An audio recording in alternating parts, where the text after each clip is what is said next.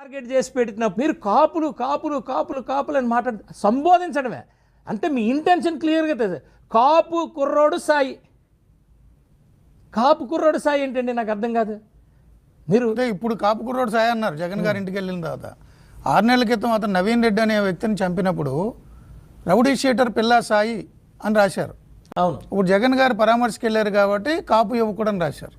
అంతకుముందు rowdy sheeter పిల్లా సాయి అని రాశారు అదే సాక్షిలో. అండ్ ఆయన ప్రెస్ మీట్ పెట్టినప్పుడు అబ్బాయి పేరు ఏం పేరుని అడుగుతున్నారు తల్లిని.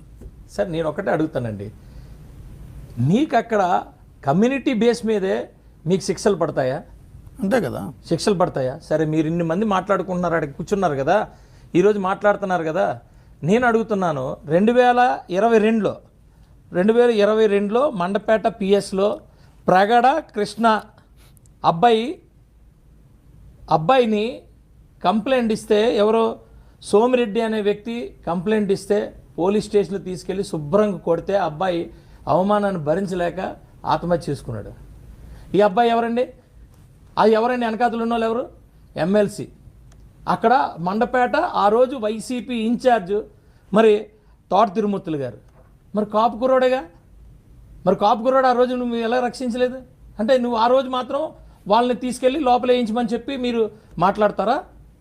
నేను అడుగుతున్నా. అలాగే మీ ఇంకొక కాన్స్టిట్యున్సీ, మా సొంత ఇది గిద్దలూరు అనే కాన్స్టిట్యున్సీ మీరు కూడా వినే ఉంటారు. మా జనసేన కుర్రోడు ఆ రోజు కూడా అబ్బాయి కూడా కాపే. అబ్బాయి రోడ్డు ఈ కాలువలు అదే ఏమని అడిగితే ఇష్టానుసారంగా వీళ్ళు ఎమ్మెల్యే తిట్టాడు. కరెక్ట్. మరి తిడితే అతను సూసైడ్ చేసుకున్నాడు. మరి ఇదే కాపులు ఆ రోజు వీళ్ళందరూ కలిసి ఆ రోజు కూడా పవన్ కళ్యాణ్ గారి గురించి ఏదైనా మాట్లాడితే కాపు మంత్రులు అందరూ ఒక దగ్గరికి వచ్చేసి కూర్చుని పోయి మీటింగ్లు చేసేసుకొని, మరి ఆ కుర్రాడిని నువ్వు ఎందుకుగా తిట్టావని ఎందుకు రాలేదు వీళ్ళంతా?